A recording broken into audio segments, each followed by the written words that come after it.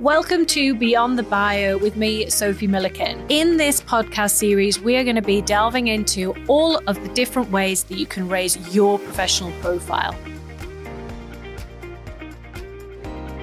So it was never a conscious strategy back in the first business to be working on my profile. It was just something that happened. It wasn't a thing back then. It's become a thing now, but it really wasn't intentional at the start. So if I think back to when I started becoming a bit more aware of various actions and activities that I was taking that, were working on my profile, it was things like when I wrote my first book. So I wrote the first book. I did a couple of book launches off the back of that. So we had one in Newcastle, one in London, and invited loads of people to come to those. Who were really well attended. It was so much fun. And off the back of that, I got offered a column in a careers magazine. I got offered the chance to do 2 TEDx talks. And it was just this snowball effect. So it was not intentional at all at that point, but I think it became intentional. So like with the TEDx talks, I didn't realize at that point that you normally have to apply for one and you have to pitch your idea and go through a whole process to be offered one. So looking back, to be offered 2 was pretty cool.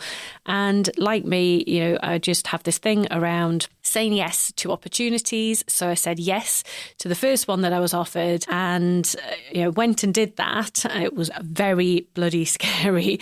In fact, now, every time anyone asks me about it, I still remember those feelings of pure sickness, thinking about walking up to the big red circle on the stage, my legs literally like jelly. I was so nervous. And actually, in hindsight, would I have said yes to that opportunity if I knew how sick I was going to feel before doing it? Maybe not.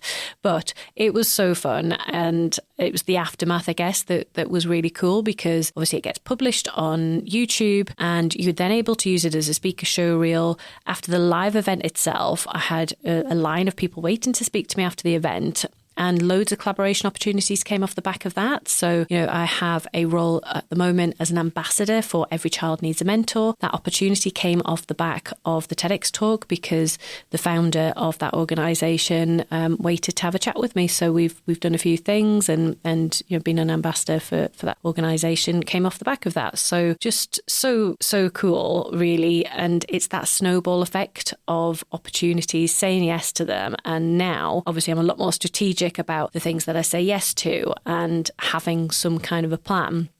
And that's where the idea for my startup business Moja came from, because I was thinking about, what had worked really well for me in that first business and realized that there was a business idea behind it. So it's all of those things put together that have a huge impact on your profile. And the more that you say yes to things and the more opportunities that you seek out and take, the more opportunities come to you. And that's when the fun and the magic starts to happen. So I finally decided to start this podcast because it's been on my mind for ages. Like, we have a podcast studio in the Moja office and we are producing some fantastic podcasts for many of our clients. And I've been thinking for a while that with all the various content from All Things Moja, that there's just so much to talk about that would really add value to having our own podcast. So here we are. There are so many benefits specifically around podcasting. So it's not just a case of hosting your own. There are so many opportunities to dip your toe in the water with podcasting. You can be a guest on other people's podcasts. And that's really fun because you're in the hot seat, you're getting asked lots of questions, or you're having a conversation with someone really, really interesting. You get so many benefits from that. So you can see how they run their podcast, which I think is a great way to work out perhaps what you might want to do with your own. But also you're getting access to that podcast host's audience. You're getting in front of them. You're getting great content to share across your audience. You're being tagged in stuff. And, podcasts are everywhere now. Some people might think there are too many podcasts. And I think the really interesting thing with podcasting is everyone gets a bit excited about it and has a go, but most people give up quite quickly. So I think there's a stat around you only have to have done, I think it's like 5 episodes or 6 episodes maybe to be classed as one of the top podcasters in the world. And that's purely because people give up. So it's a case of being consistent, being on all those different podcast platforms. There's some really solid platforms there. So it's going to be a massive benefit in terms of the SEO around your name and your business. So huge benefits there for being a guest. Thinking about podcasting as a host, now that brings all sorts of other benefits too. So you can choose what it is that you want to talk about. Ideally, it's going to be related to your business because that's going to be putting a spotlight back onto your business. For me, it's around talking about all of the various things that we provide as a service at Moja. So then that is going to give listeners the opportunity to try these things out for themselves and hopefully get some great results. And then when they're in a position maybe to work with us at Moja, they're going to know who to come to. And that's a huge benefit. For me as a host, it gets me on all sorts of different platforms. It gives me content to share. It gives me things to talk about on social media, but also it gives me the opportunity to reach out to really cool people that I want to speak to. So I'm going to be speaking to perhaps some of our clients who've done some great profile raising activities and sharing the results that they've got. I might be speaking to experts for awards, for podcasting, for board opportunities, for press, PR, media, all those sorts of things, and being able to ask them the questions that I want to ask to be able to develop my own knowledge on topics that I know are going to be really useful for a wider audience.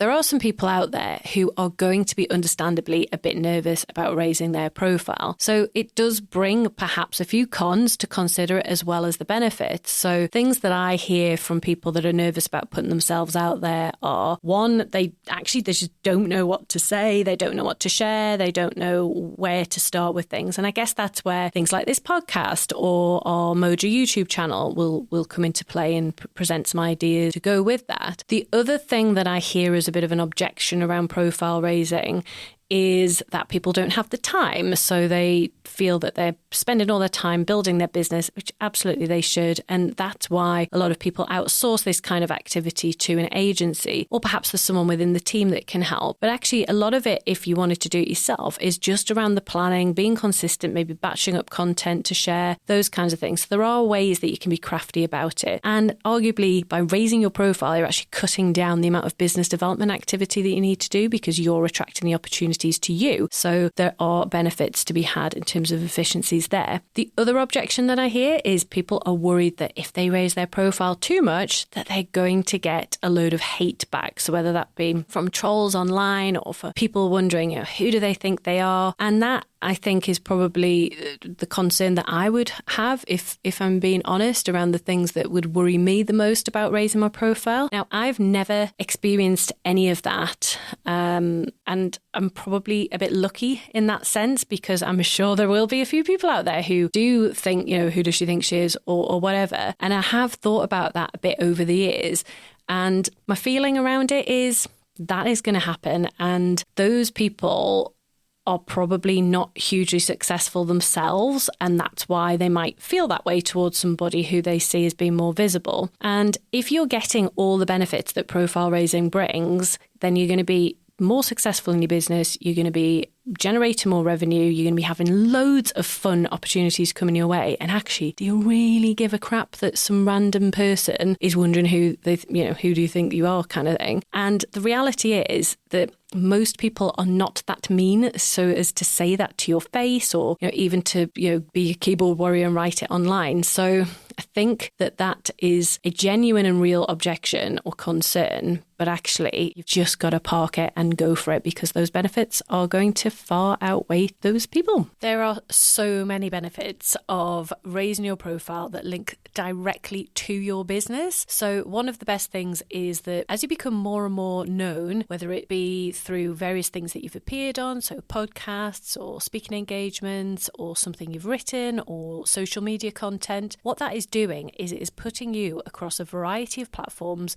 where your ideal clients are going to see you. And the more that they see you, the more that they are going to know, like, and trust you. That then makes it super easy when you reach out to people and try and book in meetings, perhaps to talk to them about business. It just makes it all so much easier. That you probably will find that they actually get in touch with you. So that also helps to have inbound inquiries. But it's that whole point around you then reaching out to them, having been visible and seen by them on lots of different methods and platforms that just makes it all so much easier. And then when you're then having those conversations with people, when you're sat in front of them, or whether it be on a Zoom, and because they feel like they know you, it makes the conversation super easy. So initially you might have a bit of banter about, hey, saw that you were at this event, or saw this award that you won, or whatever that might be.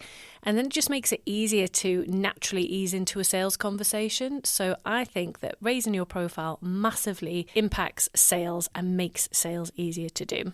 So way back when I was working at John Lewis, I was always told to raise my profile. And back then in my early 20s in a corporate career, I never really knew what it meant. It's only now that I kind of get it a bit more. And I think what they were trying to tell me was basically to say yes to all these opportunities, to get involved in different projects, because that then meant that my face was being seen by more senior people within the organisation. They then knew a bit more about me, so that when there were job opportunities that perhaps might have been promotions, I was front of mind for those. So loads of benefits in that sense as well. And it's not even just those promotional benefits within the organisation. If you're more visible on things like LinkedIn, it's the collaboration opportunities that come alongside that too. So opportunities to work with people from other organisations, getting involved in fun stuff within the community. There are just so many benefits. The danger, I think, sometimes when you work for a corporate is you get so entrenched with what goes on within that organisation. That was certainly the case for me with 12, 13 years at John Lewis. And you kind of forget sometimes that there's a life outside of that organisation until the point that you actually leave. So I think raising your profile again can be beneficial to just remind yourself of different things that are going on outside the organisation.